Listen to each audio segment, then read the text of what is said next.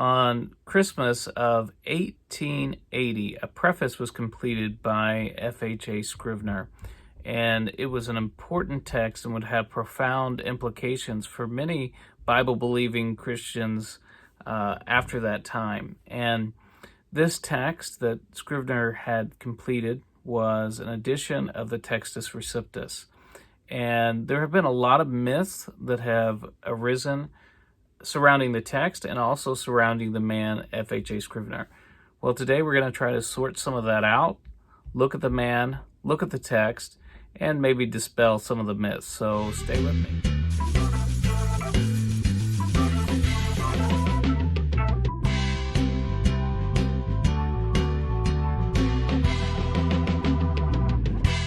So who was FHA Scrivener? FHA Scrivener was one of the great textual critics of the 19th century. His name should be as highly respected, or maybe more respected, than some of the other names like Tregelles and Westcott-Hort and some of these other, Lockman, Griesbach, some of those that also had a mastery of the field at the time, and perhaps a little bit different perspective than Scrivener had. But Scrivener was a master of that field. Dean Burgon, who you may have heard of, associated with either the majority text or the received text, said that he was I think he said he was the greatest living master of that field. He had collated many manuscripts, very deeply familiar with the field of New Testament textual criticism. He contributed to what was one of the major handbooks of that day as far as textual criticism and editing that volume. FHA Scrivener was born in 1813. He died in 1891. And he'd even collated Codex Sinaiticus against the received text. So FHA Scrivener was no novice. He knew what he was doing. He knew his field. And in the discussions, he was a member also of the committee on the Revised Version. And in those discussions of the Revised Version, oftentimes he was pitted against Westcott-Hort as having a different opinion. So there are a number of works that he completed, a number of things that he did in regards to textual criticism, but his most memorable work, and probably his most influential, sort of become encapsulated in his work on the TR. His Textus Receptus became very easy. His edition of the Textus Receptus became really easy to get your hands on. And it was published and has been published and is still published by the Trinitarian Bible Society. And there are a number of myths that have arisen in regards to this text. So we're going to jump in and take a look at some of those myths in regards to the edition of the TR that FHA Scrivener was responsible for editing. So a lot of people are under the impression that the Trinitarian Bible Society TR, Textus Receptus, the one that was edited by FHA Scrivener, was almost like a back translation, as if Scrivener took the English King James Version and then back translated it into Greek. And that's not what happened. What Scrivener did, and this has actually been something that very similar has been done with the NIV now. So if you there's a very popular reader's edition of the Greek New Testament that's based on the text that was adopted by the NIV editors. What Scrivener did is he was familiar with the text that would have been available to the King James Version translators, and the most influential of those texts would have been the Textus Receptus that had come down through Beza. And I have here, this is now titled Scrivener's Annotated Greek New Testament, that the Dean Burgon Society has published. But in this, it has all the variants. So it has the same text as the TBS. This is the same text that Scrivener had edited. It is not a back translation. What it is Scrivener worked based on Beza's Textus Receptus, and in the, how do I say this, in the relatively few places, I mean there's a number of places, but in the it's relatively few. So if you have this edition of Scrivener's TR, you can actually see he's marked with an asterisk the places that he deviated from Beza's text. And they're relatively infrequent, and they're mostly relatively minor. A lot of them have to do with like spellings of proper names and things like that. So it's basically Beza's text, but there were locations and places in the King James Version where they deviated from Beza's TR. And the Textus Receptus, had come through many editions. Erasmus had printed, and then, other men like Beza and Stephanus had editions too. So what, in those places, in those relatively infrequent places where the King James Version deviated from Beza's text, what Scrivener did is looked at those other TRs and found the reading that they had followed. So it's not a back translation, it's just selecting from existing printed editions of the Greek New Testament which reading the King James followed, which is essentially and hardly changed from like Beza's edition. So a lot of people treat it as if it's just a totally artificial text, but that's the real story. That's what happened. When he constructed, I don't want to say constructed this text, when he edited it, he had followed existing printed editions and printed the reading that was followed by the King James Version translators. So that's one of the myths that surround this text, as if it's just a back translation. It's not. Another misconception that people might have is the reason why this text actually came about. And there's a little bit of an irony here.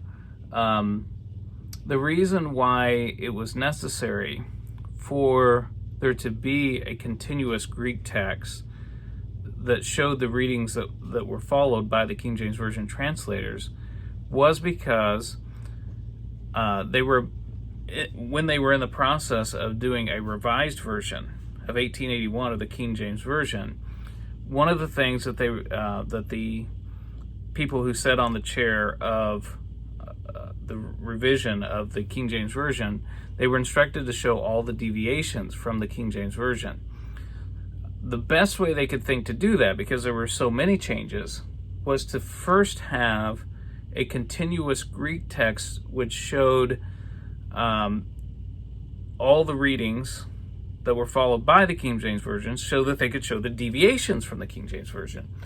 So this, and a text like this, really arose before something like you see in the TBS. So Scrivener had edited this Greek text to show what the readings of the King James Version were, so that you could see the deviations. And in this text that I have right here, there is a apparatus of sorts at the bottom of the page, so that you could see where the revisers had felt like they needed to correct the text that the King James Version was presumably following. So the text that Scrivener produced was really in response, in some ways, to the revised version. So maybe there's some misconceptions about why the text came about. Well, the reason really is because FHA Scrivener had sat on the board, you might say, of the revised version, and he was commissioned with the task to produce this continuous Greek text of the authorized version so that the deviations could be found. So another one of the myths that might arise is that people might think that the edition that bears his name, Scrivener's TR, actually reflects his own textual choices, and that's not the case. He, to the best of his ability, tried to adopt readings that reflected the readings in the King James Version. Now, Scrivener himself thought that there were places in the King James Version that the King James Version did not precisely follow any printed Greek text. But he did not allow himself, he thought maybe sometimes it might have followed the Latin. Now that's disputed. Not everybody agrees with him on that. But he never allowed any of that to influence. He only chose readings that were actually found in existing Greek, printed Greek New Testaments. He didn't allow himself to try to back translate the Latin or something like that to produce that text. But the textual choices, a lot of people might think those are just his own textual choices that are reflected in that Textus Receptus, and that is not the case. To the best of his ability, he tried to follow the readings that he sincerely believed that was followed by the King James Version. So there may be instances in the Textus Receptus that bears his name that he may have himself disagreed with. So now let's talk about the man's own views, because there's some myths that have swirled around FHA Scrivener that I think it's valuable just for us, whatever position you take, whether you like FHA Scrivener, whether you like the Textus Receptus, whether you like the critical text, I think it's important to try to set the record straight. And I'm indebted to an article that I'll link below, done by Maurice Robinson, because FHA Scrivener has, people from the critical text have tried to claim him, people from the majority text and TR positions have tried to claim him for their position.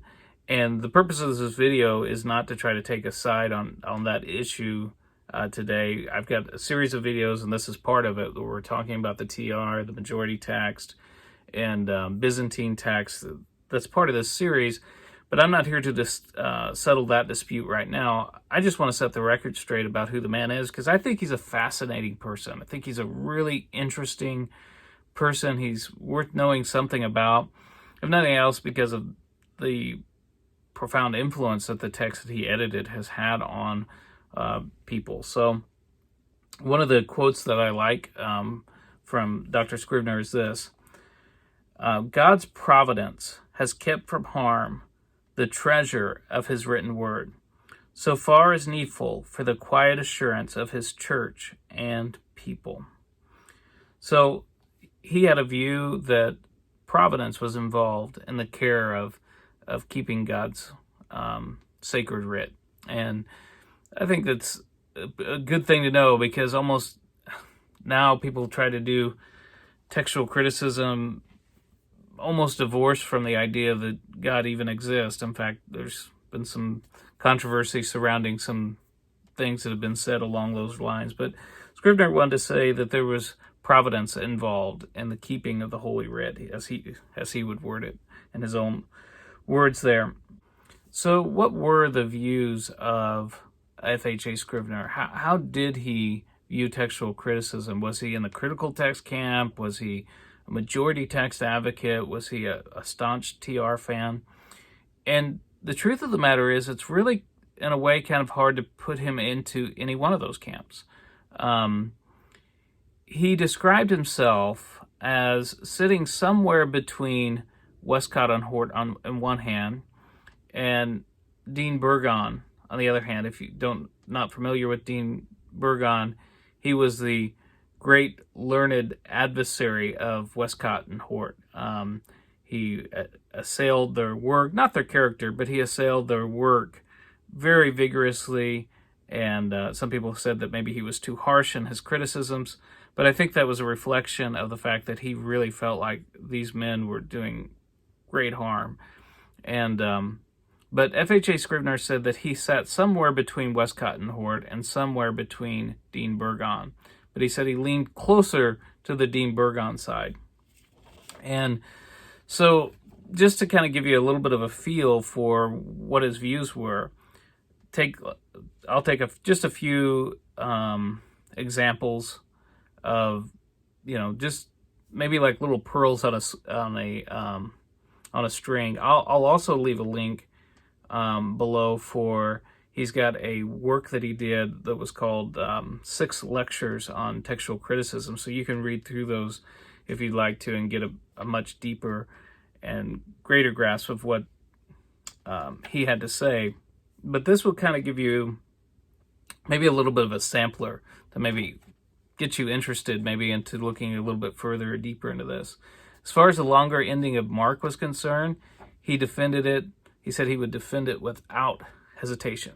So as far as the longer ending of Mark, if you support the longer ending of Mark, and I do, you have a good representative in FHA Scrivener. What's interesting in these lectures that I mentioned, these 6 lectures on textual criticism, I kind of thought he might take a harsher view of something like Codex Vaticanus. But in one place, he even refers to it as a great treasure. And I don't know that he means that altogether just in the sense that it's just a great manuscript in all of its readings, but its antiquity and just its value and representing a very early stage of the text. So, whereas some people, it's interesting because when the Dean Burgon Society published this edition of Scrivener, in the first couple pages, they really speak disparagingly of Sinaiticus and Vaticanus, and that's something that they added to Scrivener's text. But when you look at his 6 lectures, he's not as hard on Vaticanus and Sinaiticus as traditional text advocates sometimes have been. So I thought that was interesting. He put a value on the great mass of manuscripts. I think he would fall short of being a majority text advocate. In fact, I know he would. But he does make this comment. Let me read it to you here. The mere numbers should decide a question of sacred criticism. Never ought to have been asserted by anyone. Never has been asserted by a respectable scholar.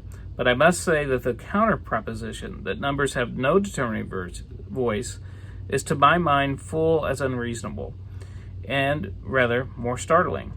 The reading of the majority is so far preferable. Not that a bare majority shall always prevail, but that numerical preponderance, especially where it is marked and constant, is an important element in the investigation of the genuine readings of Holy Scripture. So he did put a value on how many manuscripts and the majority of manuscripts, what their reading was. I think he thought that was a very important thing to consider when you're evaluating different readings. He did have an interesting view on the story in John 8 of the woman that was caught in the act of adultery. And here he expressed what I would call maybe a little bit more hesitation than he had in regards to the longer ending of Mark. But one of the ways that he proposed a solution, now whether you think this is a good solution, a bad solution, a horrible solution, or even a heretical solution, I don't know what your view is, but he proposed a solution that maybe there were 2 editions of John.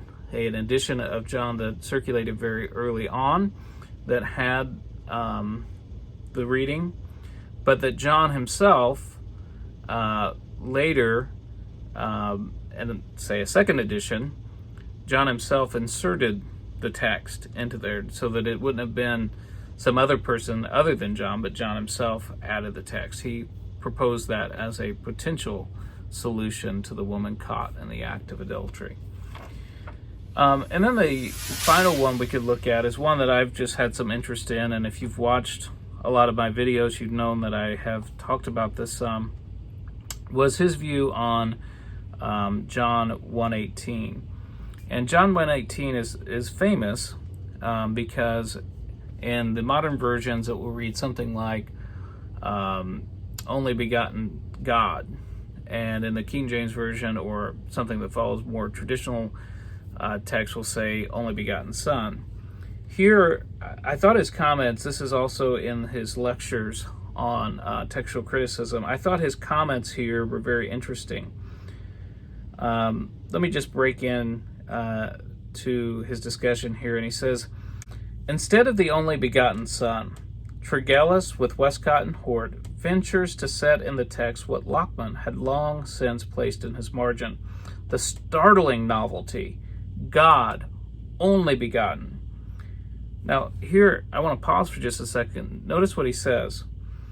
An expression whose doctrinal importance is obvious, and which it will require much proof before we can persuade ourselves to accept it as genuine.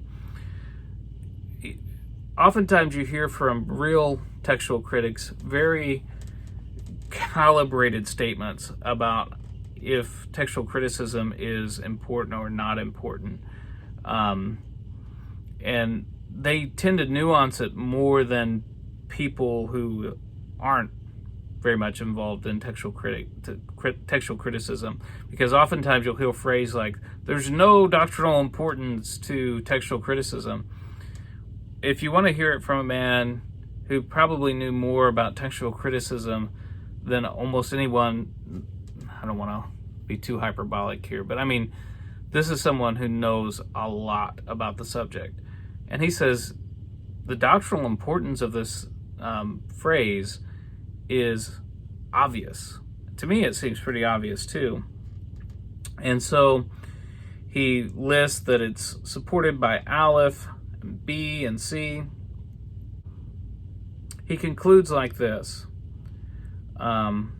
We are bound by no such stern law, that is, some sort of certain presuppositions. You have to take the hardest reading or something like that, or have to follow certain manuscripts in a certain way. He said, we are bound by no such stern law, and note the present as a case wherein Codex A and the mass of copies, well supported by versions, afford us a pure text in Codex Aleph, B, C, L, 33. So he defends the traditional reading in John 1:18, as he does in many places where he'll defend the traditional reading. But in conclusion, I think those who want to claim him strongly on the text critical side, and those that would like to claim him strongly on the Textus Receptus side or traditional text side, I think whatever side you want to claim him for, I think he was a very nuanced and complicated person in some ways, at least in his views in textual criticism.